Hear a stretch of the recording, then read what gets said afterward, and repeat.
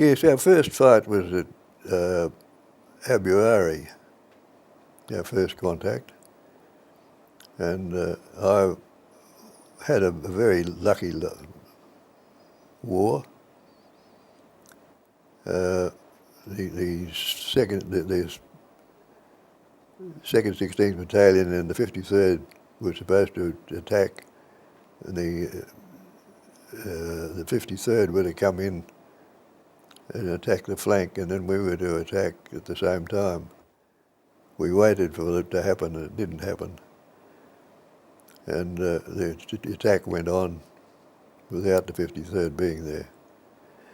But I was sent out with my section to set an ambush on the Missima track to protect the start line, and we set a fairly simple ambush out, and we were to, when the fighting started, we were to withdraw into and follow the attack in. Well, we just a minor thing.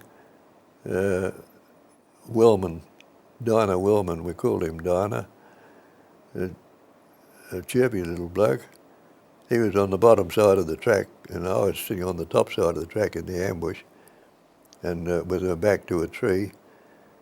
And Bob Parker had sitting on the opposite side of the tree to me.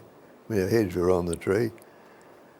Dinah went to get to his feet and had his hand over the end of his barrel, and as he levered himself up, he blew that finger off, and the bullet hit the tree between Bob Parker and my head. Rang, our ears rang, and the tin hats rang. But when we that was a minor event.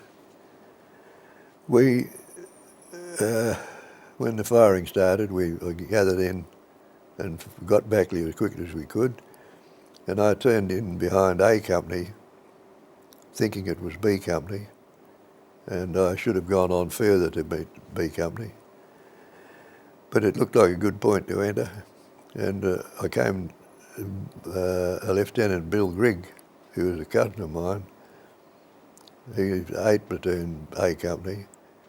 The attack had failed, and they'd gone to ground, and I could see him in some low kunai grass in a patch of sand, and there was a lot of big timber around.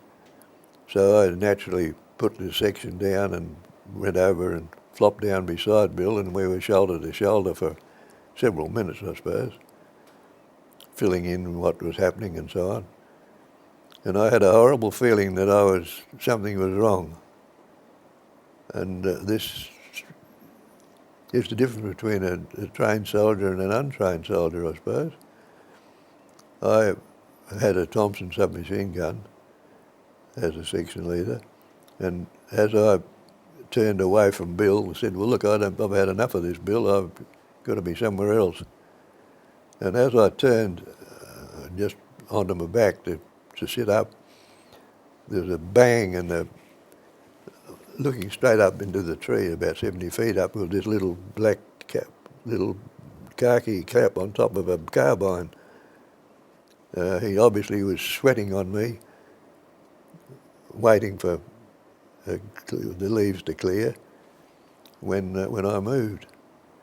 And I was able to, because I was on my back and with the Thompson submachine gun, I was able to swivel it round and feel him out and stitched him up. And it had an amazing effect on morale. We were led to believe that they were, death was a noble thing. It's every soldier's destiny.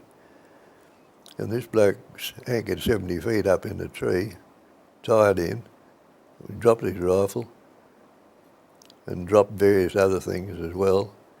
But he never stopped calling out, yelling for help. We didn't have to be a genius to work out he was looking for help. But the effect that had on people's attitude towards him was quite extraordinary. They realised that they had feelings the same as everybody else, and when the chips were down, he found help was the last thing that was going to happen, he dropped out on his head eventually anyway. The night before that, they did a lot of calling out, Johnny, Johnny, bring your men over here. And the fellow doing the shouting was moving around, and Boomer Murray, who was one of our characters in A Company, this fellow called out and said, John, bring your troops over here. And Boomer realised where he was and covered him and said, where are you? And the Jap said, oh, I'm here. And Boomer said, well, thank you, and pulled the trigger.